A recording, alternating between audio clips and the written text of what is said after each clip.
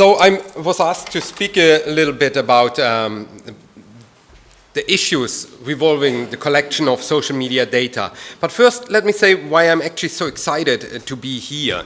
One thing I notice is that this question revolving around digitization, or as we call it nowadays, datafication, more and more affecting all areas of research. So I'm happily surprised, not only because I like Thomas, but to see a fellow colleague here at the venue of a different discipline. I see that what we are doing is not something that is reserved for a special expertise community, but it's affecting actually all areas of research. And in a discussion I had earlier this morning, one of the important moments was when we noticed that the term digital humanities has to vanish. It's not a subsection. It is what all humanities will become. But the reason why I'm really excited to be here is I have no idea about anthropology. But I think that what we're doing with the data school is, in a way, my data school is an anthropological vehicle. What we did over the past 3 years was trying to investigate the process of datafication, mostly in the areas of public administration and politics. We want to see what is happening when our everyday data are increasingly used for analysis processes, when what we speak online, what we do in public space, the way we move, is structurally collected and used for all kinds of analysis. And that is affecting almost all municipalities and all state departments in the Netherlands right now. So the way to investigate that was for us to become an expert in it as well, because we needed to use the same techniques. And by training our students in using data analysis techniques, we became experts ourselves and started a teaching trajectory for not only for our students, we have also anthropology students. At the moment, I'm working together with colleagues from the anthropology at the University of Amsterdam for analyzing how teenage users are speaking about chemical substances online and how we can valorize those online conversations for research. We do research projects, we do consulting, which is completely way beyond participatory observation. We are actively engaged in the field. We're not only observing, we are part of it, which raises a whole lot of ethical issues and scholarly questions about our integrity and our role in the field. We are definitely not observers. We are actively participating and even shaping policy. Few partners, external partners from the field we worked with, who are also co-financing the data school. And as you can see, most of it is really located in the realm of governance, which is interesting for us because this is our core interest of research. How is governance changing through datafication?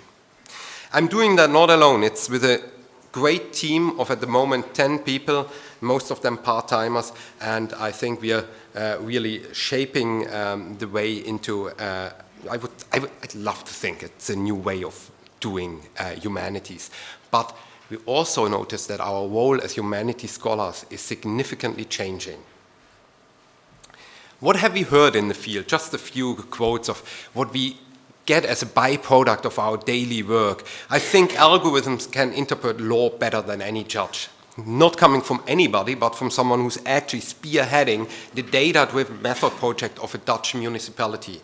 There is no policy how to deal with data sets, also quite scary, coming from someone who on a daily basis works with data sets, thinking about how can I connect data sets on school skippers with the socio-economical background of their parents or social welfare programs, and how can I prevent that? How can I trace patterns and preemptively intervene with potential school skippers, school dropouts?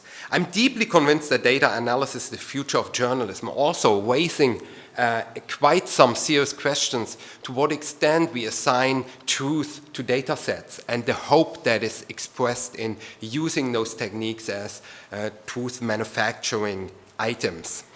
But today we want to speak about social media. Social media are interesting as they are not only the platforms in which we daily interact with our friends, colleagues, families, and the wider circle in our social graph, but also because they're inherently data-generating platforms. No matter what you do on Facebook, Twitter, or any other platform, you are helping the companies to create a lot of data that in return can be used for mostly two things. On the one hand, manage the platform better. On the other, monetize the data the users are creating. So in a way, looking at social media to me is also a window into how governance can be organized in the future. Facebook might vanish, Twitter might vanish, but there will be similar systems in place that facilitate communication between persons and social interaction. And we can see in no better example as social media platforms how this the inherent generation of data is used for channeling user activities, monitoring users, pointing users in certain directions. And apart from that, if you look at Facebook, most dominantly, how it is used to channel awareness, broker audiences. And Facebook became one of the more significant awareness creator in the past years. In fact, what we can see in social media, and I will put a disclaimer to that immediately as well, what we can see is that our notion of what the public sphere is, the educated and well-informed body, the civic body that is engaging into political affairs, is turning into data. Who's collecting those data? These are the leading companies in the Netherlands that are systematically collecting data from social media platforms. I disclosed that I work closely with Bas Capture, which is the technology partner of the Utrecht Data School. Costu, which is an open secret, is the social media metric tool of choice from all state departments that came to known through a parliamentary inquiry. It's a funny side anecdote, I like to tell that often. The parliamentary inquiry was filed by the Christian Democratic Party because Costu happens to have a subsidiary which facilitates porn search. So as a Christian Democratic Party, you're really concerned having a company providing services for a government that is also providing services for people who are looking for porn. They were not concerned with the fact that all state departments are systematically screening the social media public and therefore inherently are redefining our understanding of what a public is and what the public constitutes. That was not part of the inquiry. It was solely about this affiliation. These companies are third-party users of the social media platform providers. These providers sell their data in big chunks to those third parties. And depending on the agreement these parties have, they have a bigger access to the database of Twitter, Facebook, and the like, or a smaller access. Those companies in turn then tailor their data resources for the individual requests of, say, companies or even common users. So students of my university can now use the Costu search engine basically for free to conduct their own social media research. I'm not going to point fingers that this is something that is evil or so. I'm just pointing out the collection of these data is done on an industrial large scale, and there are many question marks to place, as for instance, who holds the copyright of your tweets? Is it legal that a company is storing your tweets and actually earning profits from it? We have no idea whether there is, and so far there is not, but whether there will be regulation concerning the large-scale collection of these data. However, I point out that we as scholars might use, and actually do use, and Thomas will probably agree here, the exact same techniques to develop knowledge on what is actually happening on these platforms. This is an unprecedented access to empirical evidence we did not have before, and which is available. But the aim of my talk is to produce the critical reflection of what these knowledge technologies actually do. What they do is they provide us with a new picture of a city. This is the city of Utrecht. but not as it is shown on Google Maps, but as we can see it when we try to assemble their Twitter audiences, which is already difficult. You walk through a number of steps until you get this data sample. You have to find an indicator. What makes a Twitter user an Utrecht Twitter user? Because the geolocation is something that you can rather neglect on Twitter. You have to get very creative, which also means it is arbitrary. There might be other ways to assembling a data set that is also representative for the city of Utrecht, but has only an overlap of, say, 30% with your own data set. So the question is, what do we see in the end when we have a data set? The persuasive part is that we can make great visualizations and throw around with large data sets in a discipline that is not really prone to using data in a quantitative way. And people might think, oh, there's some truth to it. But we have to critically investigate what does our data set actually show, what is in the data set, and how have I made this a data set.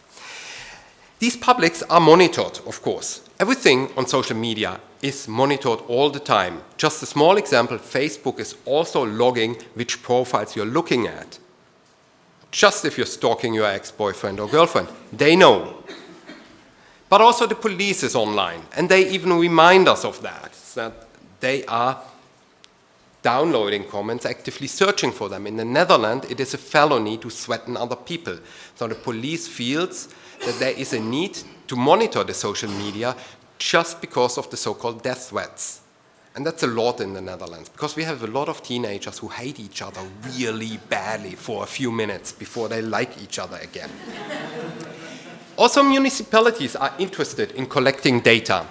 So I found by accident on a server of the city of Amsterdam a memo about their experiences with testing the Costu tool for a few months.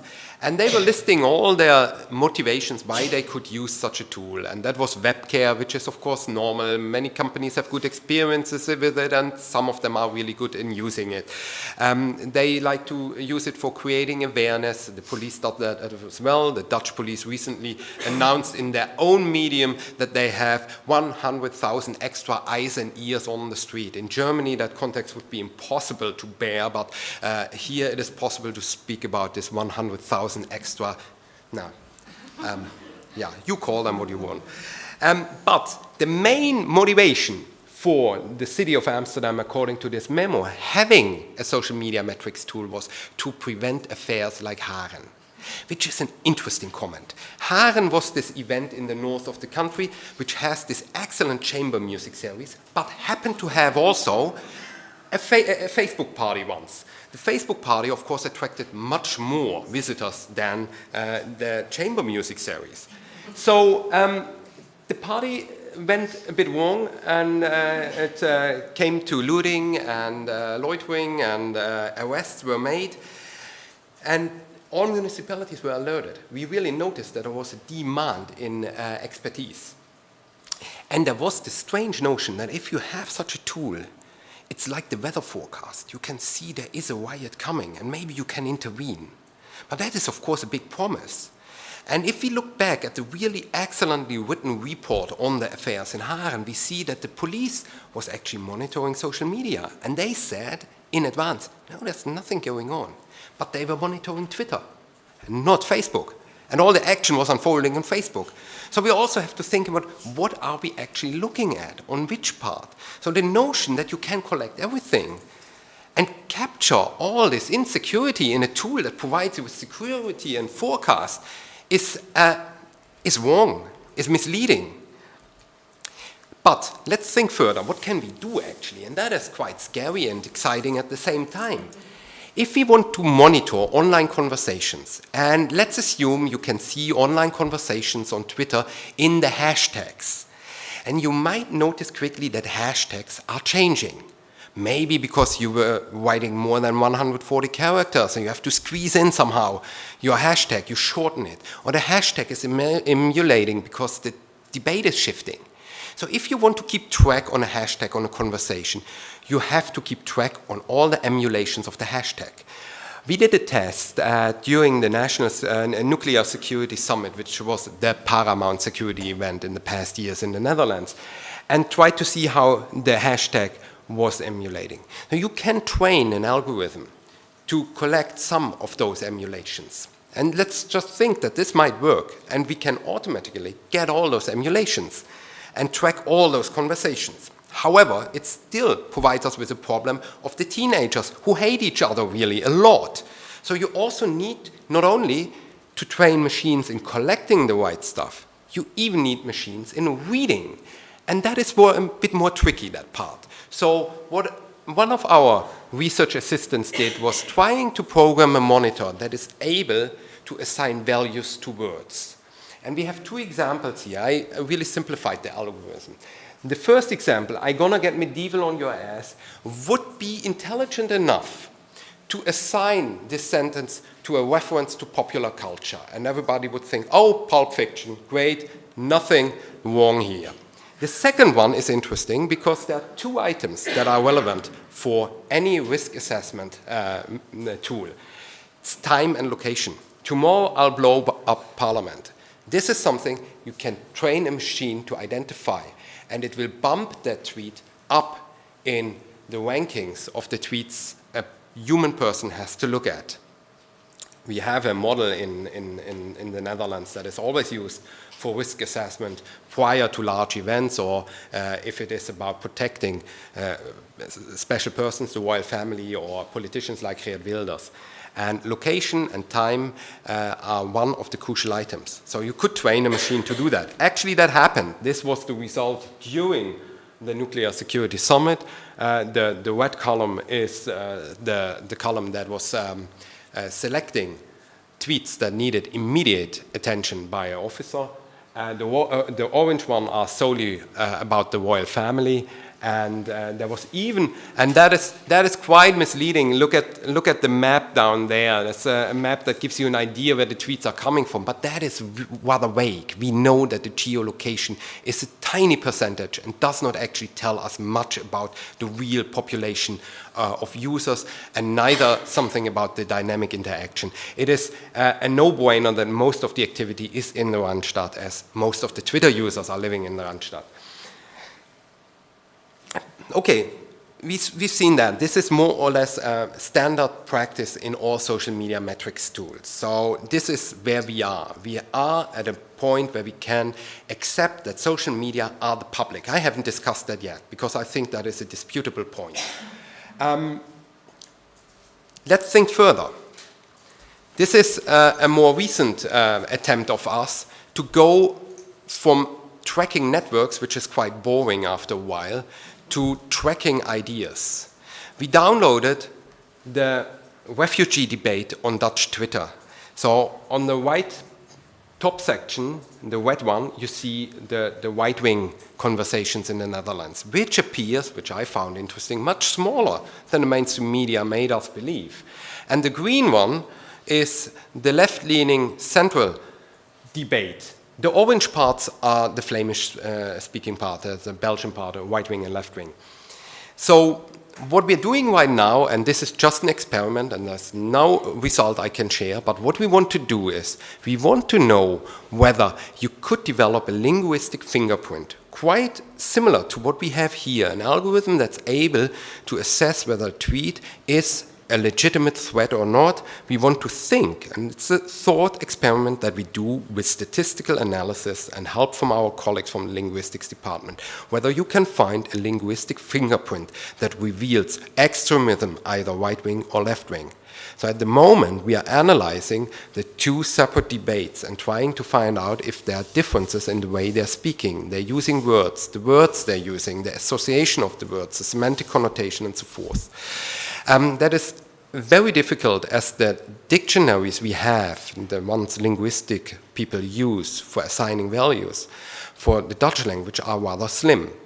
So we found one with 4,000 words and added values to it, but an important word as gelukzoeker wasn't part of it, so we cannot really work with that. That's rather disappointing. Second problem is that 140 characters is really a small amount of language for analysis. So we are more happy with larger corpora to use. But let's think further from here. Isn't it a scary thought that we have something that we increasingly accept as our public sphere, that we can capture, store forever, and use for regular data analysis, which means that we're actually datafying our public sphere. Conversations that were supposed to be backyard chatter, stupid comments that we made when being drunk or in rage.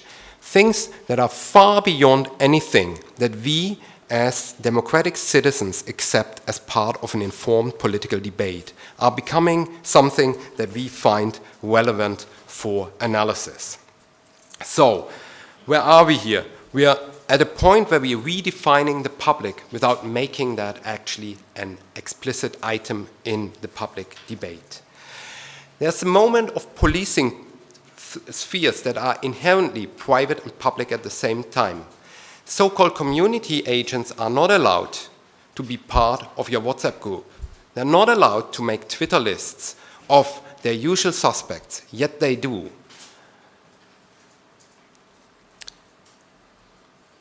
Other things, 2 items I want to focus on before wrapping this up. If we speak about collecting social media data, what are we actually collecting? It sounds so easy, we capture conversations. Well, there are a number of problems to face. First, we have to go through application programming interfaces, which are arbitrary and are a corporate way of regulating access to that information. The search query design. Even skilled people in data-driven research or digital methods could investigate the same topic, and it's very likely they end up with very different data sets and even different results. What is the data set actually telling us? What is the context? My students were the past 10 weeks busy with collecting. They wanted to collect all Twitter data from the Netherlands for 1 week. And we did that with the help of our partner. And we ended up with around something like 5 million tweets. Then we made a small check to see what is this sample actually, and we noticed it's only 65% of all the tweets that probably have been sent in the Netherlands in that time. Because it is not so easy to collect all the tweets that have been sent in the Netherlands. Twitter does not have a column that calls itself Dutch tweets. So we have to define what a Dutch tweet is. So we have also to work with a list of words, and some tweets fall out of that. Unfortunately, it's almost a half if you try to collect all of that. So we can be quite specific. If we look for a specific debate, like the refugee debate, we can get, I think, then we have, I would safely say, something 70 to 80% of the tweets sent. But if you say, I want to collect all Dutch tweets, then you have a problem. So we must become aware of the unknowns. Now, we have large promises in this kind of research. We think it's great, and it is exciting, and we have lots of fun. But the biggest part is asking the right question and seeing what are all the unknowns that I can find here. Second part are the other challenges. For instance, the quality of social media conversations. Do we really want to consider that as something worth collecting? It's a legitimate question. If I look at Twitter, I see Pegida, I see the anti-refugee debate, I see the most profane debates ever. Is it worth to collect and store that? And if we do so, what are the strings attached? Think about ethics.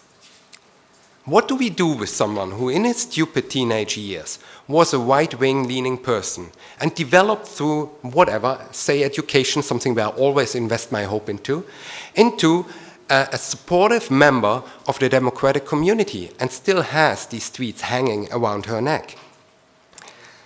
Legal issues about who is owning the copyright. Is it legal for social media metrics companies to actually store all these profiles?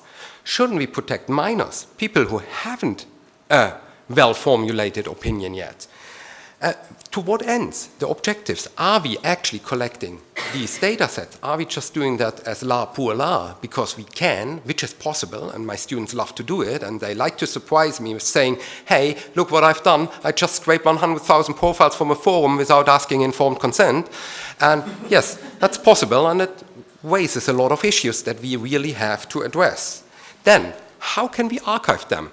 I can ask Thomas, do you share your data set of the last tweets you collected? And I see him sweating already. I would do the same. It is not that easy. How can we share those data sets? Actually, are we allowed to reuse the data sets in that way? Do we have to anonymize the sets before sharing them? There are a number of things, and I just want to mention two. Within academia, it means that we really have to think about the ethical guidelines for internet research, something that is hardly developed yet. I have this little flyer in my office about how to do proper research, and it covers not 5% of the issues I'm confronted with on a daily basis.